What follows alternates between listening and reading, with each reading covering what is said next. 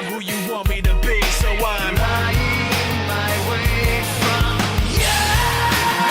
No turning back now. I wanna be pushed aside. So in today's video, I'm just going to be going over, kind of like pre-workouts and stuff like that, and the kind of like lies and misconceptions there about pre-workout and energy drinks. Those are the kind of things that you kind of take to enhance performance, especially when you're tired, because I've been quite known to take a Monster when I'm on my PR days or if I'm just extremely tired. The whole conception around these are very bad for you is, yes, in very, very large amounts they are bad for you, because caffeine is probably the most deadly substance in these kinds of things, because yes, you may have all these chemicals that you probably don't know, but a lot of it comes from like natural sources of like plants and animals, that kind of stuff. So there isn't really much to worry about that, but the caffeine content is definitely something you should be almost looking at.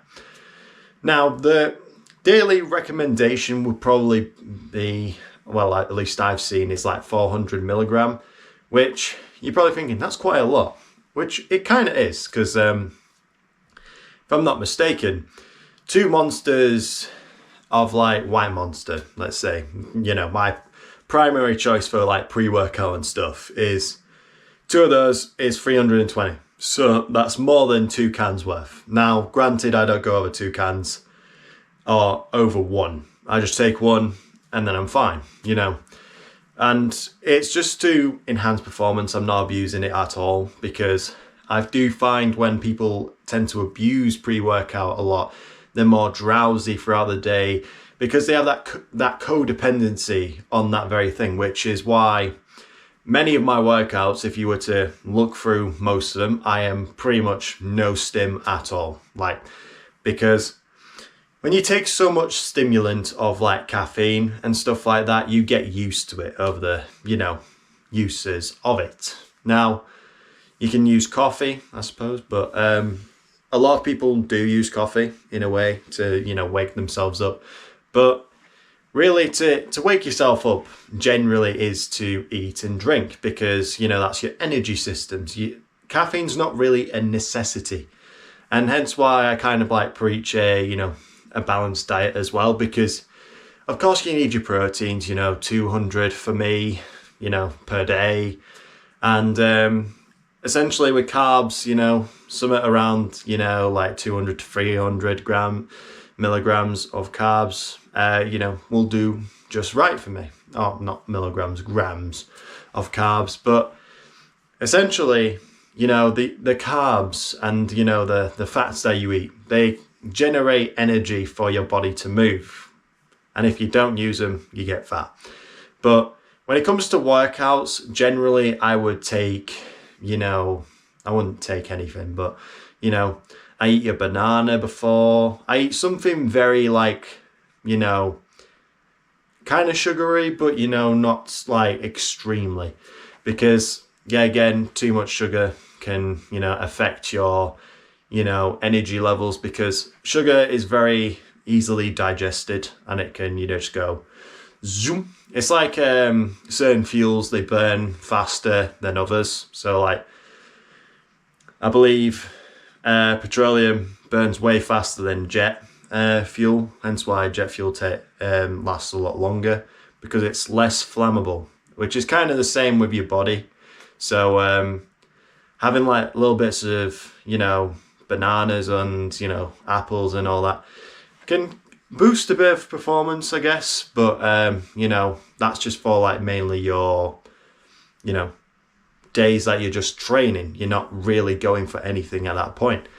But for most people, please do not abuse pre-workouts. They are only bad for you if you abuse them, because with the added sense of caffeine, your heart rate goes up and you are more at risk of a stroke or whatever, But just my advice is to lean more into, you know, foods as a fuel for your workouts instead of being like, oh, Monster, oh, caffeine, all this kind of stuff. You know, you need it from foods.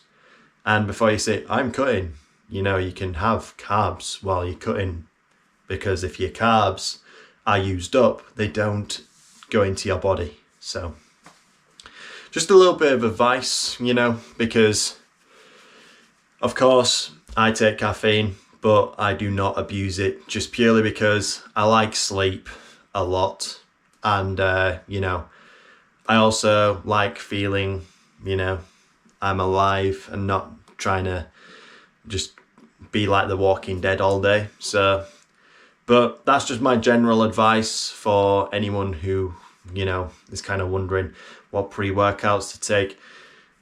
Really, the pre-workout depends on you. I hate pre-workout in terms of the powder substance, which you mix with water or something. I hate it. It gives me, you know, sweats and, you know, none of the good benefits. So I have like energy drinks because they're, you know, I have better reaction to them.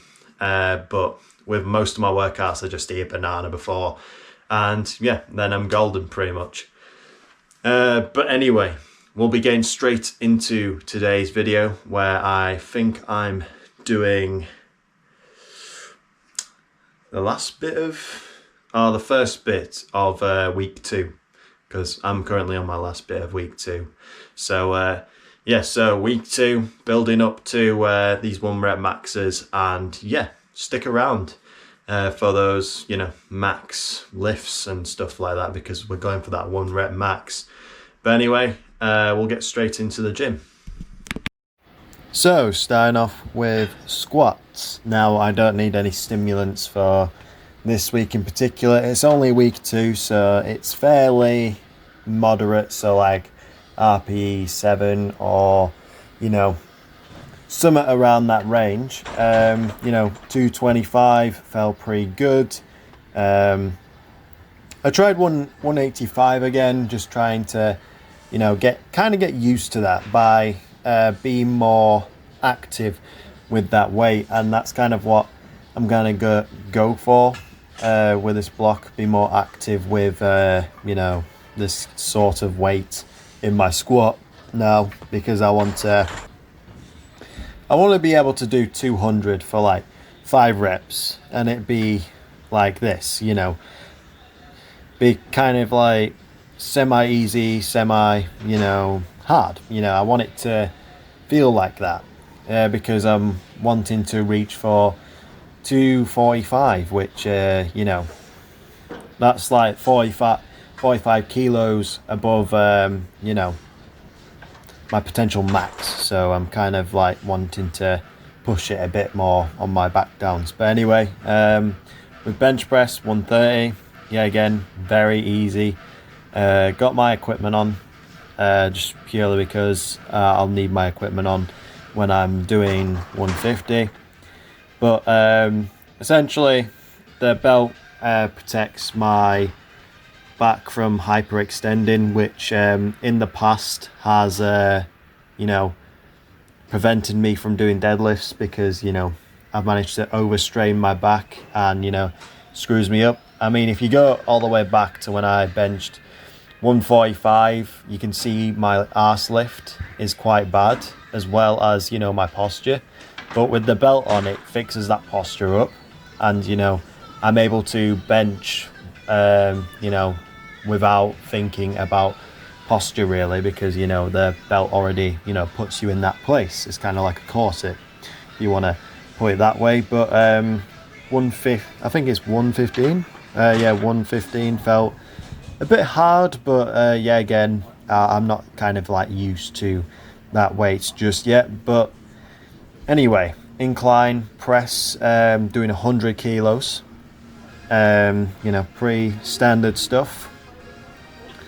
It's getting there, you know. I think I mainly did pauses, you know, just paused at the bottom, pushing back up, you know, because I feel it better when, you know, I'm pausing at the bottom, because then I'm getting that full stretch of the, you know, movement, because the barbell does get in the way of like the stretch if you want to think of it that way, because you know your chest's in the way, the bar, everything like that. But by pausing at the bottom, it allows for more stretch, but also, you know, more strength, because of course you need to pause your bench for it to actually, you know, count really, because, you know, in powerlifting rules and all that kind of stuff. But anyway, on to more chest, which you know, doing cable flies, you know, as the last chest exercise, just purely because you know, I like doing a pressing movement and a fly just for my chest, because I'm not really into fancy machines,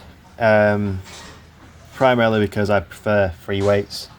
I'm definitely a free weight nerd, and a cable nerd pretty much, because they just allow for more freedom really, because I can go all the way back. I'm not restricted by a arm or something like that, because with general you know, fly pec deck things, it's very like fixed, which I'm not a big fan of, but each to their own. I definitely like doing it on here, just one, because we don't have a pec deck, and two, because, you know, it allows for more stretch. I can go all the way back and then I can press through, which is kind of like, I'm kind of doing like a fly press, because I'm like stretching out, bending my arms slightly so they don't rip off, but essentially pushing through and getting that full squeeze at the top, which you know, my goal is to, you know, build out my chest, because I feel like it's a bit lacking.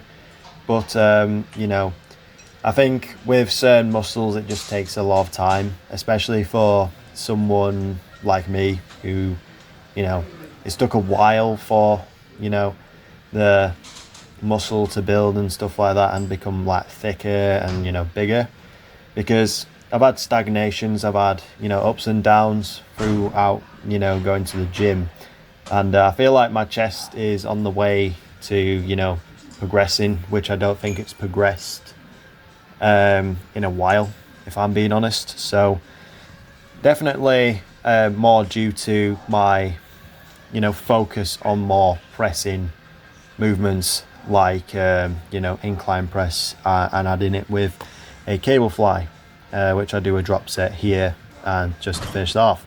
But anyway, a bit of a new thing added to this day, just purely because I keep forgetting it on pull day, is shoulders. And also it just makes more sense, because, you know, I need to do shoulders and all that kind of stuff, because they are deteriorating, and you know, I want you know, some good shoulders.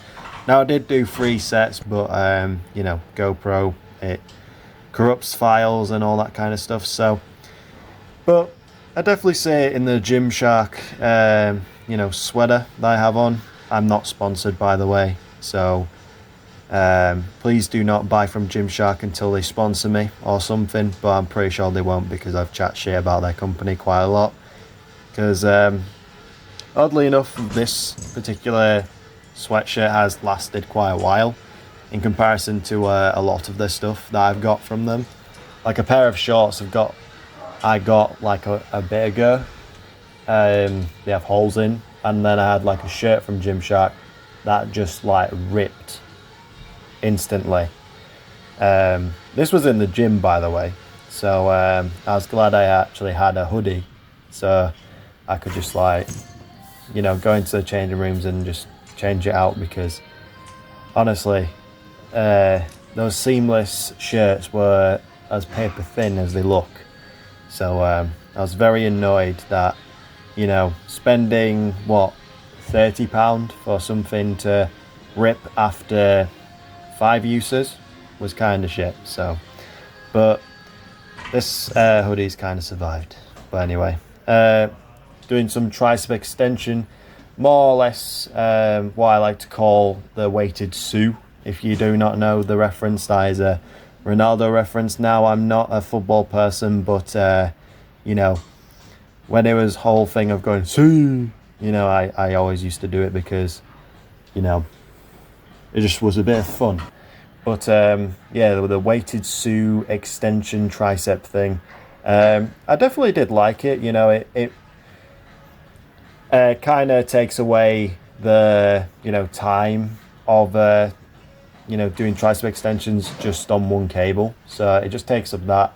And also the gym was fairly empty anyway, so that's why I was kind of like doing this. But usually if someone asks, I'm more than happy to, lend a cable or something, let them work in, because this gym's tiny and it does get very busy. So I always help by, letting people work in, but it was very quiet.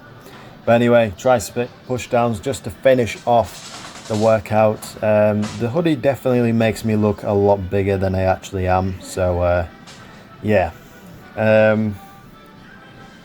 Honestly, I think in some shots I look very small, but in some shots I look okay. But I'm only 207 pounds for all the Freedom Units people, and for the people with Logical Sense, aka the rest of the world, I am 94 kilos. So well, I average around 94 kilos. So yeah, and I stand at like 6'1", so I would say I'm fairly big, but yeah, again, I won't say I'm extraordinarily massive. But yeah, again, that can be said for two things, because I'm kind of like a Greek statue, minus the muscle. But anyway, the little pose in here, which you can see, I'd definitely say we're looking around 18% body fat, something along those lines. Some are around 18% body fat, and yeah. It's a healthy range. I'm not like too fat, so. But anyway, doing 225 and 190 kilos on the deadlifts as a back off. So this felt pretty easy, if I'm being honest.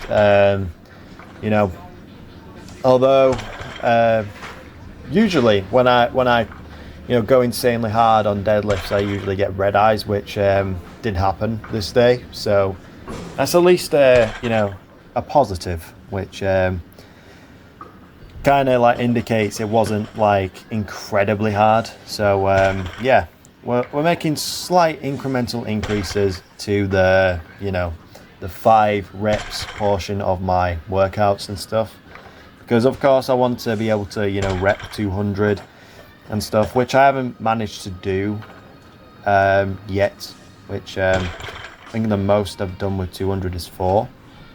Not too sure, but I would like to get 5 consistently. So, but anyway, like I was saying, I'd say I'm 18% body fat at the most, and I'd say that's quite a healthy body fat to be at. I'm not extremely fat, I'm not like too lean, if you get what I mean. I'm not like kind of too lean to make progress or too fat to literally look shit, even though sometimes I look in the mirror and I'm like, damn you massive fat ass. But anyway, doing some cable rows with a wide grip. I mainly prefer this one just purely because I can get more range of motion. I'm kind of like a range of motion person, I like getting the full stretch and squeeze, but with this attachment I find that I have more trap focus, because with more like inner attachments it just feels like I'm using my lats more, which I'm not wanting to target in this specific movement. So what I do is just get a wider cable, and it's kind of like a T-bar row without the pad and everything. So that's kind of like how I function it, because unfortunately we do not have a T-bar row in this gym, which would be insanely useful, but unfortunately just like me, they're too broke, so essentially just have to deal with it. But I kind of use it like a T-bar row where it's like more wide. You can get the full contraction and stuff. But yeah, that's pretty much all that needs to be said for, you know, cable rows. For next I did like lat pull down. Some people may say you need to do lat pull down first and all your lat stuff first.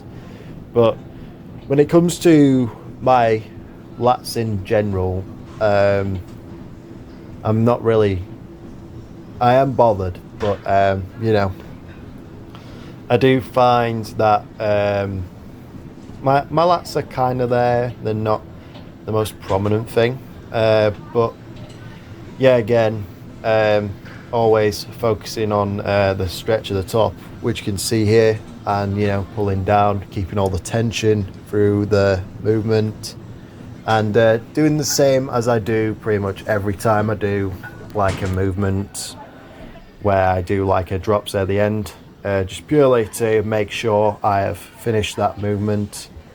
And you know, it just gives me a bit of clarity that I've, you know, trained to failure, because people like to say, oh, if you train to failure, you're just fatiguing yourself, which of course, if you're doing that, you know, the same muscle constantly going to failure, then of course you're going to fatigue yourself. But I only do back twice a week, and basically everything twice a week, other than like legs, which I prefer going all in on one day, because I have squats as a, you know, primary movement, and I don't really want to screw myself up for that. So it just you know, it's to my preferences, which after lat pull down, I do lat pull over on the same machine because there isn't a cable.